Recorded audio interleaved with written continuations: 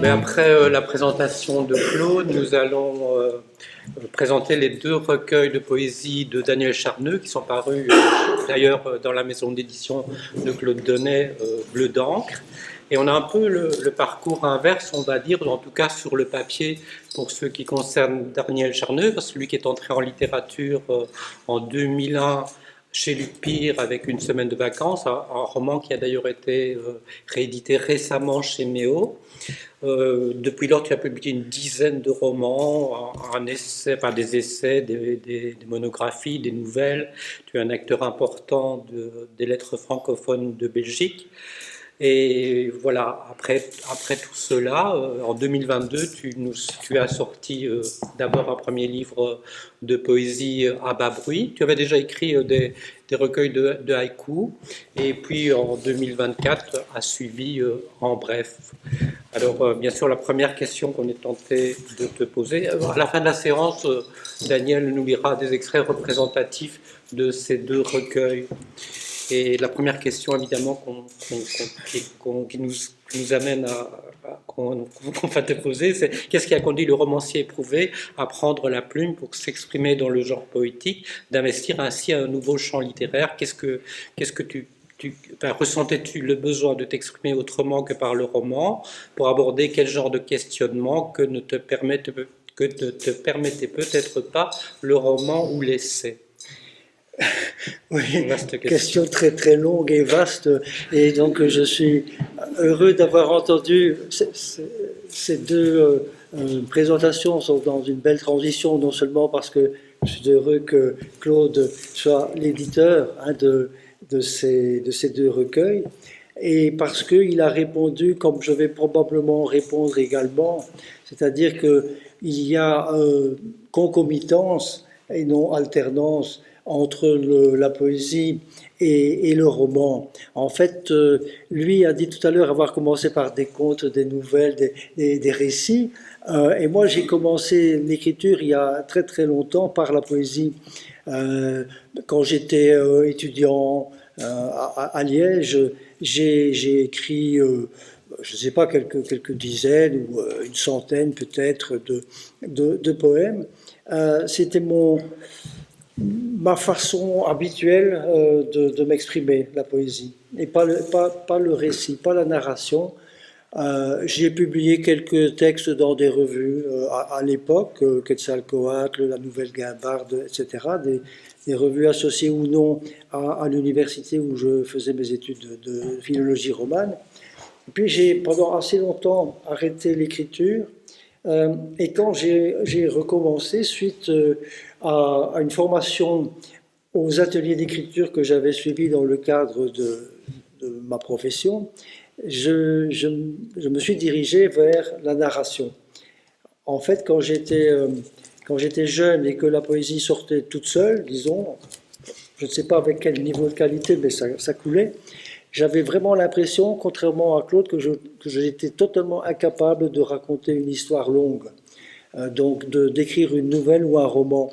Et c'est la technique de l'atelier d'écriture, les techniques que j'ai apprises au cours de cette formation, qui m'ont dit, tiens, c'est amusant, il y a peut-être moyen. Et donc j'ai raconté des histoires assez brèves.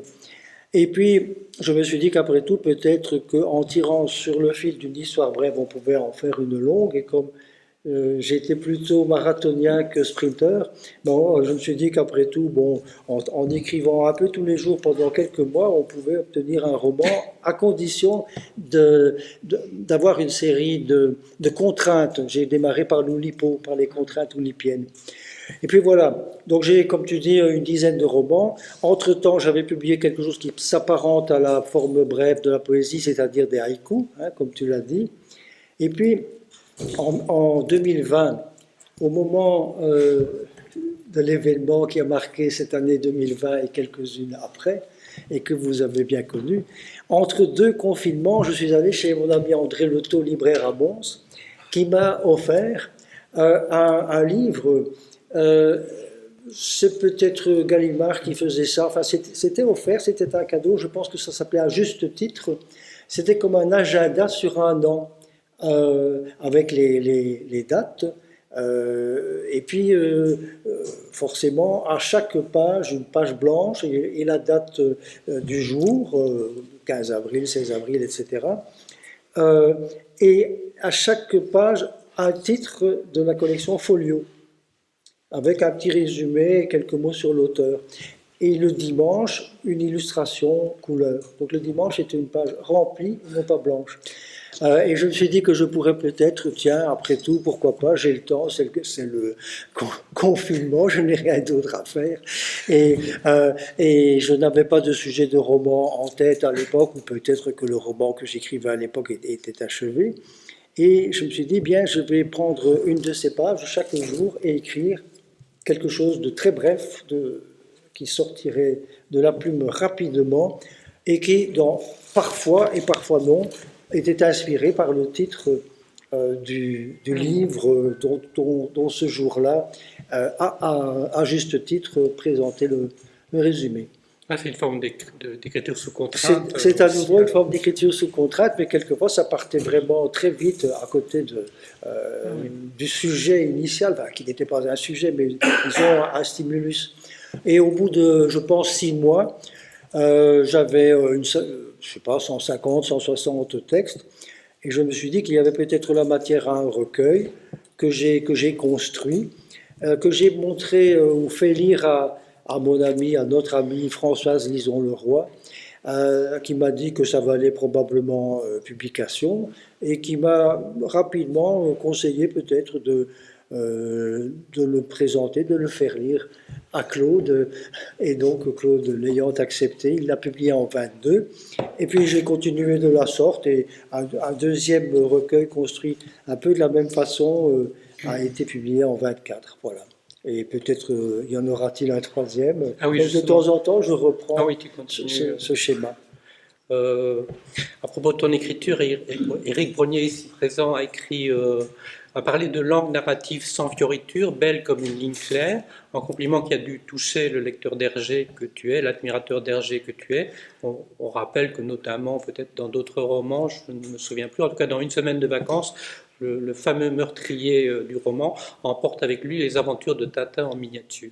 Peut-être dans le même ordre d'idée, dans quelle filiation t'inscris-tu, à ton avis, avec ce recueil, avec cette poésie qui est basée beaucoup sur le souvenir, sur la remémoration. Est-ce que tu as des modèles? Oui. Modèles, je ne crois pas, non, mais disons, oui, des thématiques. Ce qui est frappant, tu as raison, donc Éric Brognier disait que cette écriture était narrative, donc il semblerait que j'écrive des poèmes narratifs, et on a parfois dit que mes romans étaient poétiques. Donc le lien entre les deux exercices est permanent. Ceci dit, même sans évoquer forcément des poètes, mais cette notion de souvenir, cette remémoration permanente, évoque pour moi 2 auteurs que j'adore, qui sont Georges Perec et évidemment Proust. Donc le fait que tout est dans l'enfance, que tout est déjà là dans l'enfance, donc apparaît assez régulièrement dans ces 2 recueils, même s'il n'y a pas que cela, mais certains chapitres sont centrés sur une enfance, quelque chose qui ressemble à une enfance, probablement peut-être à mon enfance, même s'il n'y a jamais transcription directe, transcription servile, il y a évidemment tout de suite variation, métamorphose, hein, d'accord. Et puis, Georges Perec, Je me souviens, bien sûr, oui. Et sinon, je pense à peut-être sur la construction des poèmes, j'ai été assez influencé par un poète de chez moi, Yvon Givert, Yvon Givert qui lui va probablement beaucoup plus dans le sens d'une forme de surréalisme, d'absurde, mais dans la construction des poèmes, il y a... Tu as d'ailleurs préfacé un de ses ouvrages, je crois, au Taillis Près. C'est ça, oui, j'ai préfacé 2 recueils de lui qui ont été réédités au Taillis Près, enfin un recueil réédité et un autre à nouveau, un inédit publié à titre posthume. tu fais revivre ton enfance, mais une enfance qui touche à tout le monde, un peu comme les Je me souviens de Pérec, qui font revivre les souvenirs dont il se rappelle.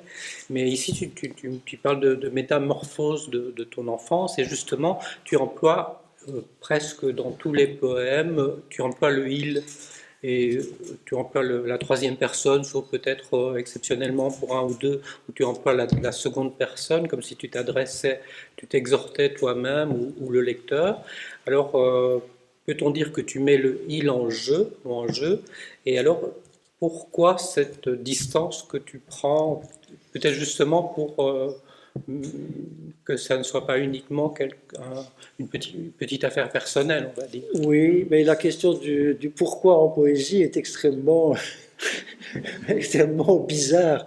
Hein. Il y a très Évidemment, peu de jeux ou pas? il y a très très peu Du moins de dans ces jeux. poèmes-ci. Oui, oui, oui, oui. On pourrait dire que peut-être Rimbaud disait je est un autre et que moi peut-être que nous pourrions dire il et moi, mais un moi bon, qui est moi et pas moi. Ce n'est pas toujours exactement ça, mais il y a quelque chose qui, comme un déclic qui remonte parfois à l'enfance et qui est exploité aussi par les mots. Les mots. Les mots disent tout, les mots font tout en poésie. Et le pourquoi, là, quand je m'installais ou quand je m'installe encore aujourd'hui hein, devant une feuille avec quelques éléments de langage, comme ça, un titre, le titre d'un livre écrit par quelqu'un d'autre il y a très longtemps, hein, par exemple dans cet agenda, quand ça part, je ne sais pas où ça part, pas du tout. Dans le roman, je sais où je vais. Dans le roman, contrairement à Claude aussi, j'adore les plans, même si parfois, évidemment, je quitte le chemin bien balisé pour sortir sur les sentiers de traverse. Mais en poésie, non. En poésie, je commence quelque chose et je ne sais absolument pas ce qui viendra 10 lignes en dessous. Et donc là, Oui. pourquoi, je n'en sais rien. Dernièrement, j'entendais l'écrivain Philippe Forest qui disait quelque chose qui m'a fait penser à toi. Il disait qu'il écrivait, en substance, il disait qu'il écrivait sur lui comme s'il était un autre et qu'il écrivait sur les autres, parce qu'il écrit des essais, et qu'il écrivait sur les autres comme s'ils étaient lui-même. C'est un beau raccourci, je ne pourrais pas dire mieux. Je crois que quand nous écrivons, enfin quand j'écris des romans, moi, bon, forcément des choses de moi, de mon moi, d'un de mes moi, parce que j'ai quand même pratiqué longtemps le bouddhisme, et qu'est-ce que le moi hein. Bon, ça c'est extrêmement compliqué aussi à définir, un ensemble, un amalgame, un agrégat, comme diraient les bouddhistes. Et dans cet agrégat, je vais chercher quelque chose, mais ce quelque chose, je l'applique à d'autres personnages, forcément. Et puis, bien entendu aussi, si je dis un il ici, c'est un il qui masque peut-être une partie de moi-même. Et le même Philippe Forest, il se fait que j'ai lu une monographie de lui sur le photographe Araki, et il parlait d'un genre japonais, le Watakushi Shosetsu, qui était un peu l'écriture sur soi, et qui là aussi m'a fait penser à toi, comme tu es aussi un écrivain de haïku. Peut-être quelle différence vois-tu entre le haïku et la poésie brève, la poésie que tu pratiques pas forcément brève? Mais le haïku, notre ami commun Marcel Pelletier nous dirait, lui qui est un grand spécialiste, un grand auteur de haïku et même de plus bref que le haïku, ce qu'il appelle la poésie minimaliste, dirait que le haïku n'est pas un poème. Je ne vais pas dire qu'on peut tricher en poésie, mais en poésie, on crée quelque chose à partir de rien. Tandis que le haïku, c'est la transcription de quelque chose qui existe. Ça ne peut être que cela, sinon ce n'est pas vraiment un haïku. Ça doit partir d'une sensation ressentie à un moment donné. J'ai énormément couru les bois et donc entendre un oiseau chanter, voir un reflet d'eau sur une rivière, un parfum. J'ai d'ailleurs une théorie suivant laquelle Proust s'est approché à certains moments hein, du haïku parce que donc c'est la réminiscence proustienne. Qu'est-ce que c'est sinon un haïku un peu, qui va se dilater ensuite. Mais le haïku, c'est une photographie du réel. Si je dispose d'un smartphone et que je prends une photo, je fais la même chose que si je n'avais pas de smartphone et que la photo se grave dans mon esprit et que je l'exprime dans les 17 syllabes d'un haïku. Tandis qu'un poème, ça part de je ne sais pas quoi et ça va je ne sais pas où.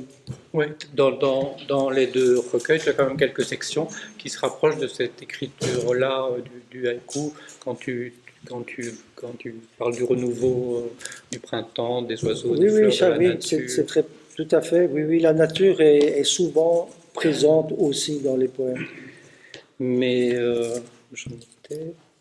C'est aussi un recueil qui est fort noir. Les deux sont d'ailleurs fort noirs, peut-être plus en bref qu'à bas bruit.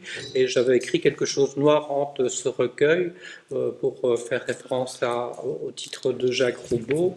Et on pense aussi, dans le double mouvement qu'il y a à l'œuvre dans tes deux recueils, à la philosophie de l'absurde de Camus, que tu connais bien, et qui constate elle aussi l'absence de sens de la vie, son caractère répétitif et monotone, eu égard à la mort, etc.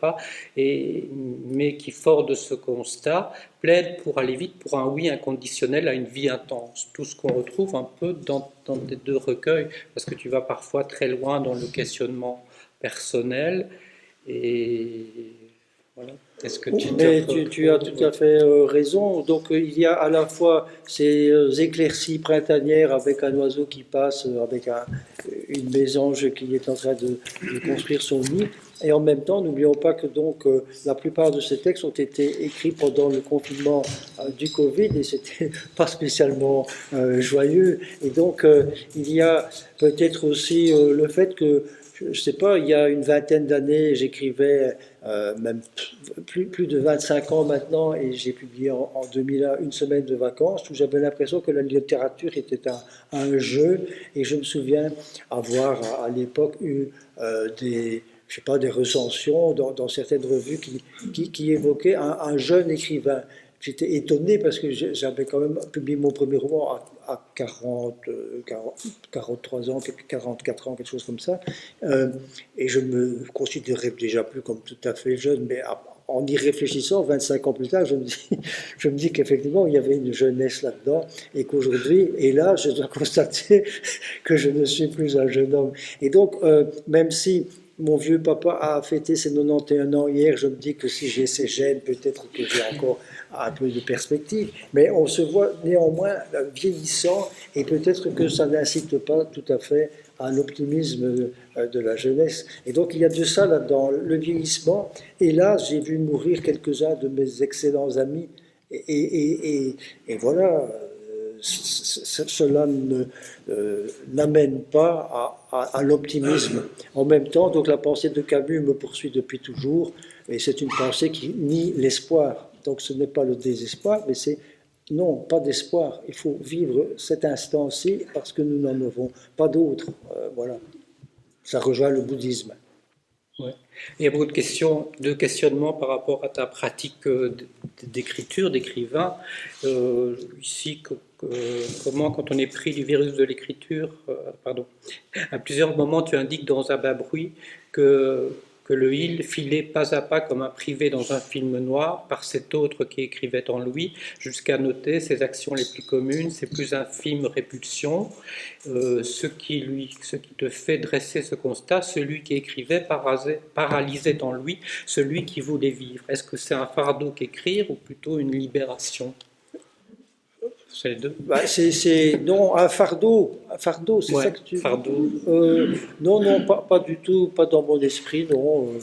Non, je ne sais pas, moi, oui, il y a une catharsis, évidemment, hein, donc forcément, nous écrivons aussi pour lutter contre la noirceur qui est en nous. On m'a souvent dit que j'écrivais des choses sombres. Or, on m'a souvent dit, et il me semble être quelqu'un d'assez positif, d'assez... je ne suis pas un gars sombre, je n'ai jamais sombré dans une profonde dépression.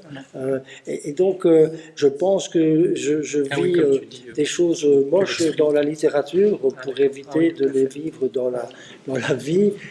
C'est une assez bonne méthode depuis Sophocle, Euripide et Échille. Ah oui, tu fais aussi référence notamment forcément à Marcel Proust dans un passage où tu avais écrit, il avait vécu plusieurs vies, mais avait-il vécu la sienne? Peut-être pas spécialement là, mais dans un autre. Tu écris le temps retrouvé, voyage achevé, te seras-tu trouvé toi, sauras-tu enfin qui tu étais? Est-ce qu'on écrit aussi pour se retrouver soi, pour retrouver celui qu'on était? Celui qu'on aurait pu être. Je suis persuadé que tous les jours, nous essayons de devenir nous-mêmes, d'être nous-mêmes. Donc, deviens ce que tu es. Je pense que c'est une formule de Nietzsche, il me semble, non? Deviens ce que tu es. Oui. C'est de Nietzsche, je pense. Donc voilà, chaque expérience de notre vie nous amène à prendre des décisions, à accomplir des actes. Là, on bascule vers plutôt Sartre, tu n'es rien d'autre que ta vie, tu es la somme de tes actes, etc. Et nous découvrons peu à peu, nous découvrons peu à peu nous-mêmes par nos actes et aussi par la trace que nous en laissons dans nos textes. Dans une strophe d'Ambref, je pense, d'un poème d'Ambref, tu écris il disait le disciple, il taisait l'indicible, alors que ce qu'il eût fallu, c'est dire l'indicible, dire le dur, le difficile, laisser le facile au rédacteur du JT. Alors là, tu te poses aussi la question de ce qu'il faut écrire, de savoir de ce qu'il faut écrire, de ce qu'il aurait fallu écrire quand on est écrivain, de ne pas se tromper de sujet. Oui. Qu'est-ce que... Oui, c'est vrai. Et puis, faut-il tout dire? Est-il bon de tout dire? Est-il bon de dire toujours la vérité à tout le monde? Ben, ça serait, à mon avis, invivable. Et donc, en littérature aussi, je ne sais pas pourquoi, des sujets parfois s'installent en nous, et puis ce sont ceux-là que l'on traite. Il y en avait peut-être d'autres à côté que l'on n'a pas traités. Voilà pourquoi... Claude a-t-il écrit sur Ravensbrück? Bon, peut-être il y a 10 ans, ne savais-tu pas que tu écrirais un jour sur Ravensbrück? Donc, je crois que le choix du sujet, il est en partie inconscient. Et puis après, nous creusons un sillon. Mais lequel? Oui. Donc, je pensais te poser la question que peut la littérature aujourd'hui, mais donc, comme tu dis, le sujet échappe un peu à l'écrivain. Mais hier, tu m'as dit que tu me poserais cette question-là, les autres, non, je vous rassure, il ne m'a pas tout dit. Mais celle-là, tu m'as dit, que peut la littérature aujourd'hui? Que peut la littérature ou la poésie? Ou la poésie. Mais là, je serais tenté, enfin, je trouve que c'est une bonne question, malgré tout. Mais, que peut-elle? Moi, j'espère qu'elle peut encore quelque chose. J'ai été longtemps professeur aussi, et j'espère que nous apportons encore, en faisant lire de la poésie, en donnant des romans, de bons romans à lire aux jeunes, que nous leur apportons une forme d'humanité qui sinon leur ferait défaut. Et donc, je pense, dans le dernier numéro de nos lettres, j'ai écrit un article que certains ont peut-être lu à propos du prix Hubert Krins. Et en 1953, le prix a été décerné à Madame Hélène Baer, qui était membre de l'AEB. Sa fille, je salue sa présence aujourd'hui, Anne-Charlotte Baer est présente. Et Madame Baer, elle avait connu la déportation. Elle a vécu entre 1943 et 1944 à la caserne d'Ossun. Elle a échappé à la déportation à Auschwitz parce que le 27e transport dans lequel elle devait partir n'est pas parti. Parce que la libération avait eu lieu, etc. Et les Allemands sont partis. Et dans le roman qu'elle a publié peu après, en 1946, qui s'appelle Salle 1, elle décrit des gens réunis à Dossin qui se demandent quand ils vont partir, ou peut-être s'ils vont, grâce à une intervention presque miraculeuse, être libérés. ou s'ils vont partir, bon, ils ne le savent pas. Et que font-ils pour passer le temps? Peut-être pas tous, mais ceux qui ont, disons, un patrimoine, un bain culturel, ils vont en profiter à fond. Ils se donnent des cours. Toi, tu connais la sériologie, eh bien, tu vas nous en parler. Toi, tu connais les poèmes de Victor Hugo par cœur, tu vas nous les réciter. Ils ont ce qu'ils appelaient l'université du baldaquin, parce que ça se passait à côté d'un lit, évidemment pas à baldaquin, mais ces fameux chalets, ces lits à 2 étages. Et donc, ils se sauvaient ainsi et restaient des êtres humains grâce au sens large, à la littérature, à la culture, à l'histoire, à la poésie, au roman. Et j'espère que ça peut encore nous aider à rester des êtres humains. Tu as répondu à la sous-question, que, comme tu l'as signalé, que tu as été professeur de littérature, de français. On va peut-être passer à quelques questions. Ah oui, une question que j'avais. Ah ben oui. Ah oui, oui, ça va être juste alors. J'avais demandé juste une question ChatGPT, j'avais demandé à ChatGPT une question prioritaire à poser à l'écrivain Daniel Charneux, et voilà ce que la machine a posé. Comment conciliez-vous votre intérêt pour la spiritualité, alors que je n'ai pas dirigé la question, la spiritualité, notamment le bouddhisme zen, avec les exigences narratives de la fiction? Je reprends mot pour mot la phrase, la question de ChatGPT. Je ne réponds pas aux questions générées par ce que l'on appelle l'intelligence artificielle. Ça va. Peut-être. Ah oui, je regarde vite parmi les questions brèves, s'il y en a une. Bon, je pense qu'on a quand même un peu. Je pense qu'on a encore 2 minutes. Voilà, donc tu vas nous lire des extraits représentatifs. Voilà, je vais lire pendant 2 minutes, si vous voulez bien. Voilà. Donc, peut-être un ou deux de celui-ci, du premier. Elle avait dit « Emmène-moi au bout du monde, mais si le monde est rond, je t'emmènerai ici. » Elle avait répondu « Alors emmène-moi ici. » Il l'avait emmenée ici.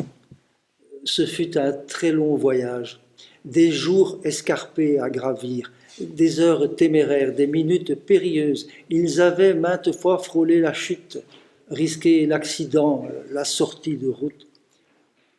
Ils étaient enfin arrivés ici, sains et saufs.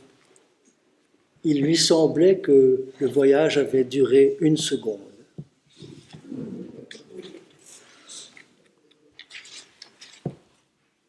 Il avait découvert dans un coin de grenier une pile de lettres adressées à une inconnue qui avait habité sa maison autrefois. Un jeune soldat y disait son amour. Il rejoindrait bientôt le front. L'attendrait-elle? Les lettres s'empoussiéraient depuis bientôt 1 siècle. La guerre était finie, et puis une autre guerre. Mort le soldat, morte la jeune fille. Mais leur amour, qu'était-il devenu? Que devenaient tous les amours? Juste un peu de poussière sur du papier jauni. Et de celui-ci, il avait dans la tête un autre album photo, pas l'officiel, le souriant. Ça n'a rien d'exceptionnel. Nous avons tous dans la tête sans doute l'album noir, celui que l'on cache sous le tapis, que l'on garde sous clé, celui que l'on préférerait oublier mais qui revient nous hanter insidieusement, silencieusement, jusqu'au bout.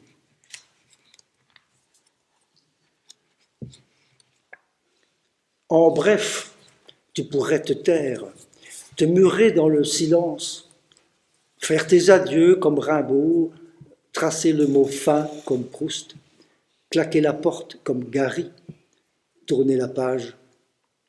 Ne crois-tu pas que déjà tu as beaucoup trop parlé, que tu devrais cette fois tourner ta plume sur le papier avant de souiller de mots l'album vierge, que les arbres sont plus utiles en forêt qu'en bibliothèque?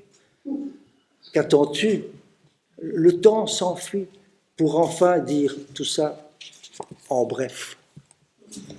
Merci beaucoup, Daniel.